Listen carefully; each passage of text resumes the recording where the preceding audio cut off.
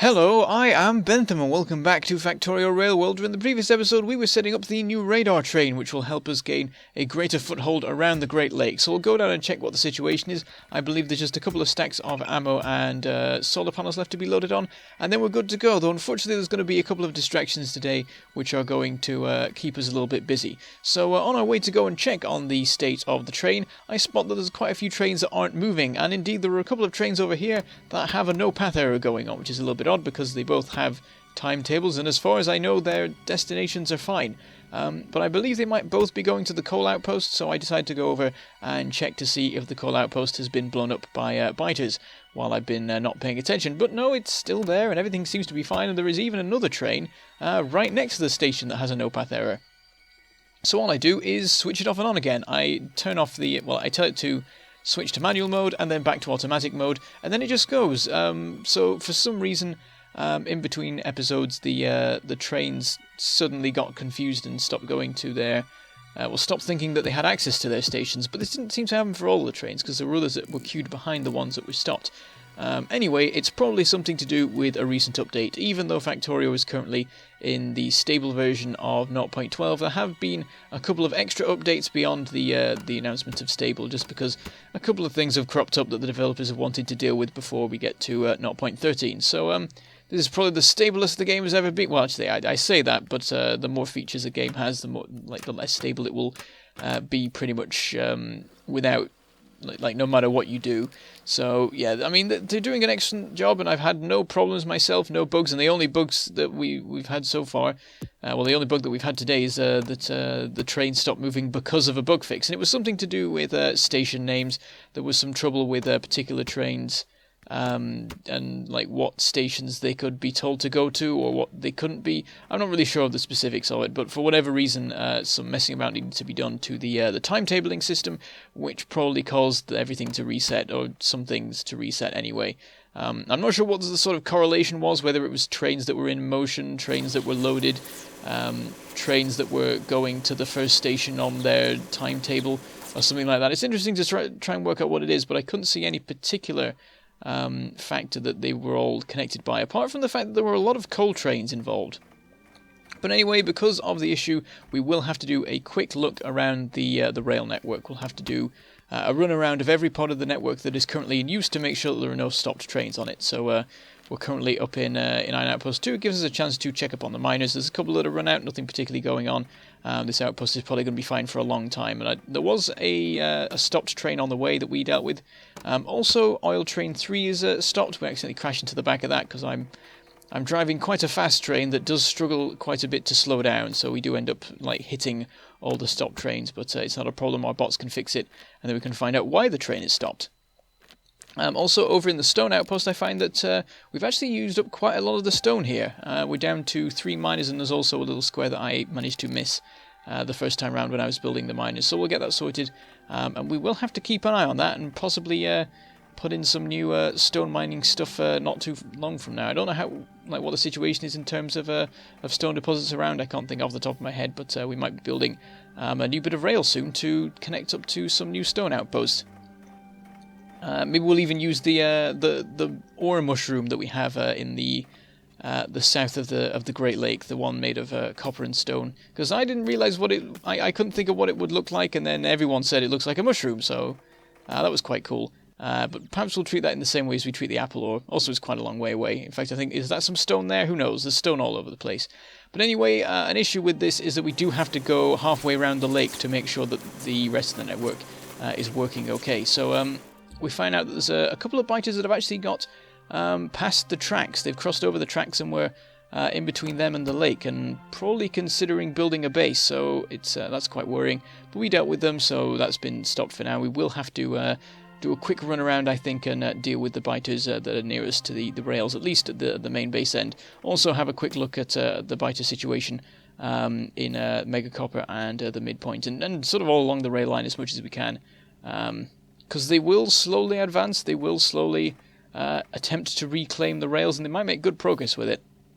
Anyway, there were some stop trains on the on the connection to Megacopper 1 as well. We dealt with one, but then the train stopped again, so it looks like there's a second one further along.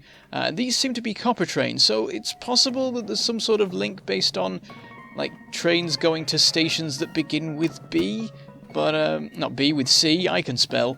But then there was an iron train as well, but it might have been going to circuit iron, which does begin with C, so maybe that's something to do with it, but then I guess this is mega copper, so it wouldn't begin with C. Very strange. It could be random. It could be something to do with certain letters or certain lengths of names or the use of caps, which I have copiously in my train network. I basically use it to distinguish stations I've named from stations I haven't. But yes, over in Mega Copper, there's a little bit of an issue with trains blocking other trains, but it seems to be clearing up alright, so we'll carry on. But it did get a fair bit close to like a complete clogging of the system, because it only takes so many trains to block any sort of loop-based system. As long as if you have as many trains as there are blocks, then you're in serious trouble, because no train can move on. But anyway, on our way to the midpoint, we find that there's a stop train here. This one's loaded with copper as well. I really don't know what the thing is. Maybe it's stations beginning with C and M, or maybe it's just that most of the stations I have begin with C and M. I think possibly the most likely cause of some trains being stopped and others not being is that like it's trains going to the first station on their list or the last station, because that's the sort of thing I can imagine being a problem. Like with timetables resetting, the first station could be broken, and if there's not a chance for the train to recheck for the station or something, then I don't know. Anyway, we've now finished clearing out all of the broken trains. We've switched them all off and on, and they're all running fine again. We also had a quick bit of well, not really maintenance or anything in the midpoint. We basically just ordered some more concreting, which is just something I do by default now whenever I pass through an area. I order more concreting to happen, because at this point the concrete probably will have resupplied. So we go back to we do go back to the Mega Copper base, but then we decide to hang around for a bit and do a bit of maintenance. We spotted as we were leaving that there were a couple of miners that were run out, and it'll be interesting to see how much progress we've made in clearing out the middle section. A third of the miners, I'd say, have well, maybe not quite a third, but something around that, have finished their work, and we're probably more than a third of the way through the task of clearing out that central bit, because all the other miners have still been running.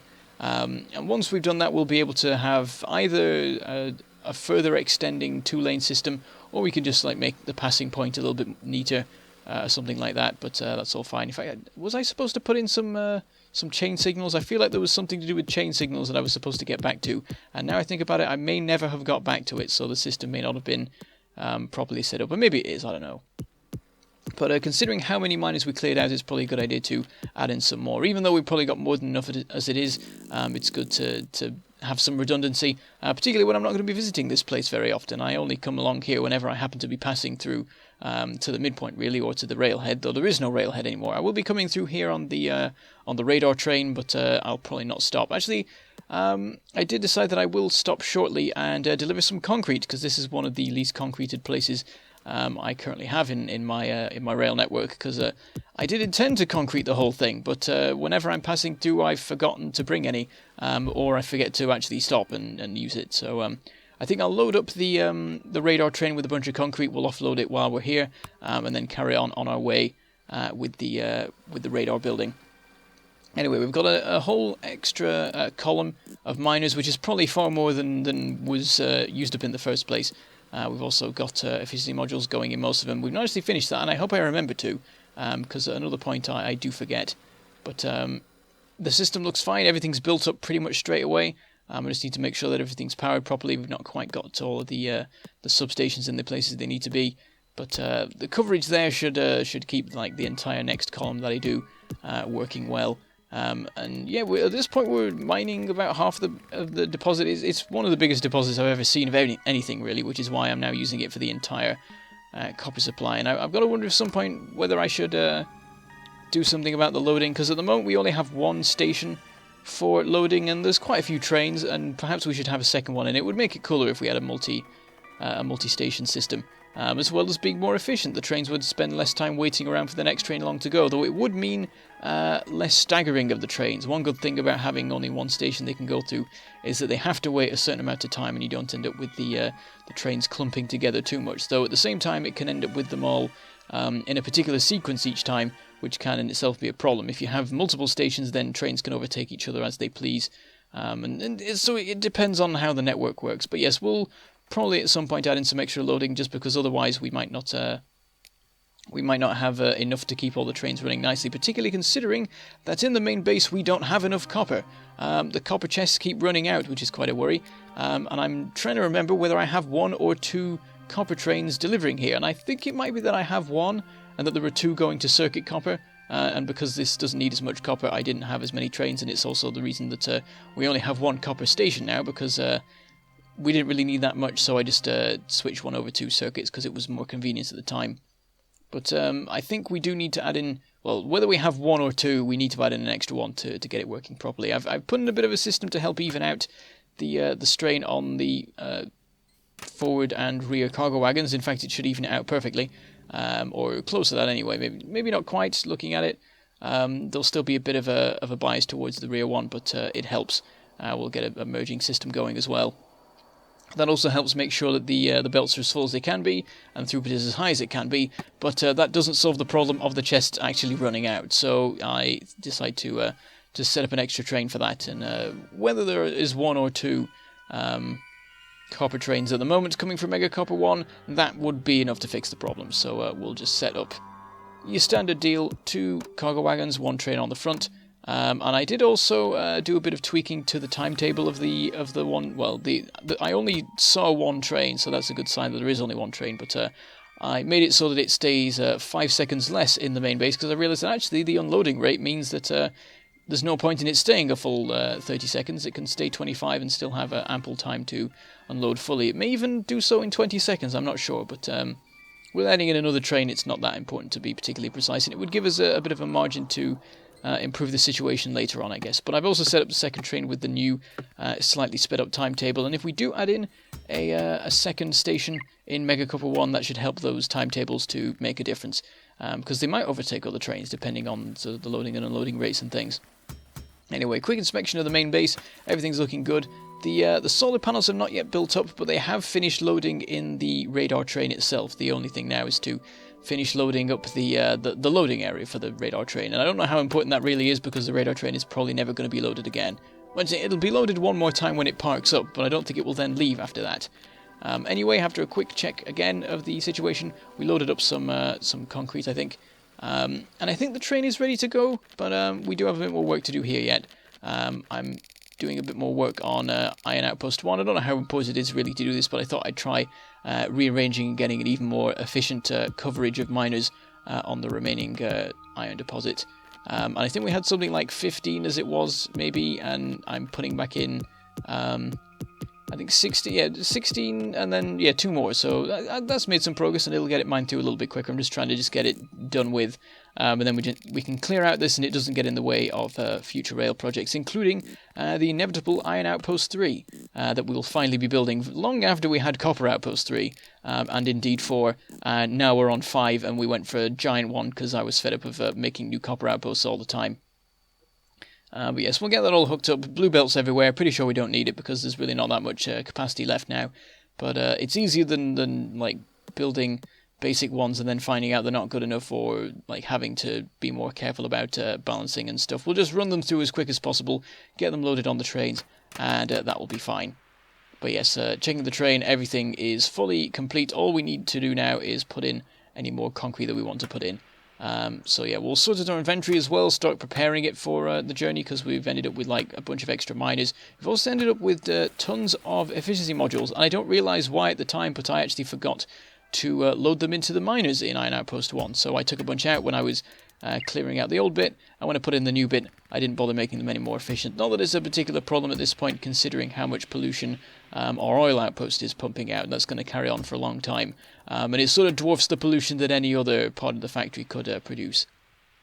I imagine if we removed all the efficiency modules altogether, there would be like a serious amount more pollution. Maybe it would even get to biters. Looking at it, it's not that far as it is, because the biters have been advancing a little bit, and we are going to need to deal with that before we go around the lake. I wouldn't like to come back to find that they've managed to make it into like the main station and blown everything up. We do now have a perimeter defense running along the line, but they might overwhelm it. It's not really that well made. There are no walls. That's the main issue. So if the biters do actually manage to get to the turrets, they'll be able to blow them up. And indeed, if enough spitters attack anything for a long enough time, they'll eventually manage to blow it up. Because they'll manage to get individual shots off before the turret takes them out. At least usually, if they're coming in large groups, they definitely will. Though if they come in individuals, then you can probably always fight them off. And of course, they do have logistics spots in place, and I think they cover the turrets. But still, if they sent a particularly large attack, then it could really be quite devastating. And at this point, the biters are really quite powerful. They're pretty much all behemoths when they can manage it. But yes, we will deal with some of the bases. Just a quick mowing of the lawn, I guess. And the outer edges of the radar range, which we did expand recently. We pushed them back a bit more, and they're now pushing in again. But we're basically just going to deal with any base that either is inside the radar range or looks like it's sort of stepped out a bit from the front line. Because there's sort of a line beyond which I haven't bothered killing the biters, and then you can very clearly see which bases have come out beyond that, because there's this sort of very densely packed area, and then there's suddenly this area where there are random dotted bases. So we'll just deal with some of those. In certain places, we might push back the front line of the biters as well, because we might eventually carry on pushing out with radar stations. And there's nothing to sort of stop us from doing that. And every time we do that, we get a little bit more sort of a buffer between the biters and us. I've got to wonder, like, if they ever manage to actually get into pollution range, how big an attack would they launch? Because it might just be on an individual basis, like a base gets a tiny bit of pollution, so it sends like 2 behemoths or something. But it could be that like there's a bunch of pent-up anger from some of the bases, and they end up sending like 100 biters or whatever, which would be very cool, but would be quite annoying if I'm not actually around, because they just blow up everything and I'd be there for the aftermath, like cleaning up any remaining living biters. It would be quite cool if one day there was some massive attack.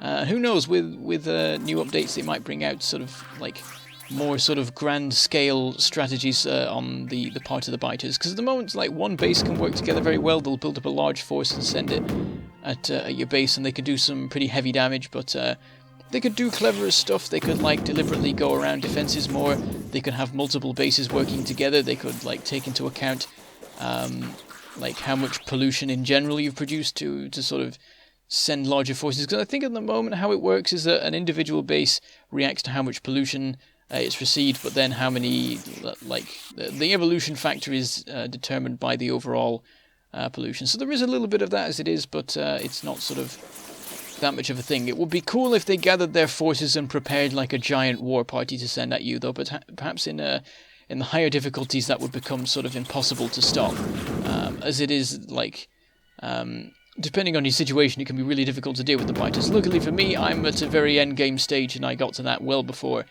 behemoths even existed. In fact, I got to that before spitters even existed, so I've always been able to sort of deal with the problem, and also with it being able to sort out pollution from the start. I've been all right there. So, like, if you want to do a no efficiency module build, then you're in quite a spot of bother, because the pollution could be quite catastrophic. If you were in, say, a desert, like a certain places that you may be aware of, then the biters could really start to be a major problem if they're constantly taking in pollution, and there's not much you can do to stop that with your limited technologies. But anyway, we've finished clearing away the biters now all along the west and the south. We didn't even use up a full stack of destroyers, though. I wouldn't really expect that. And at this point we have more destroyers than we could ever really need. I imagine, unless we went on some crazy crusade, I don't think we'll ever use up what we have now. I think we're approaching like the 15 stacks that the Mega Train is supposed to be loaded with. I've put 5 stacks into the radar train, which is more than enough, I imagine. But we'll sort out unloading all our random bits and bobs into the system. We've got nearly 2 full steel chests of alien artifacts now. It's quite terrifying to consider how many millions I've murdered to acquire that amount of biter bits. But anyway, we will finish up for today with a bit of work on the stone.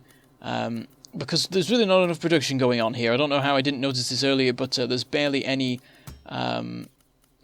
concrete being produced. I guess the reason I've never noticed it is because there has been a full provider chest of stone brick. So it's taken quite a while to burn through that, but I have managed it. And I've realised that we actually only have 1 furnace working on stone brick production, which is really not enough. So we'll set up a second one, have that hooked up by the same thing. We'll do a quick couple. I don't know what I was trying to say there. A quick couple of transfers of the stone into a new chest, and we'll be able to have twice the production rate, which is still not great. Really, we should have like an array of 4 or maybe 8 furnaces, but 2 will do for the moment. And next episode, we will be ready to go on our journey around the lake. The radar train is now fully ready, and as long as there's no major biter attacks or something, we should be good to go. So I'll make my way back to the middle and say goodbye. Thank you for watching, and I shall see you next time.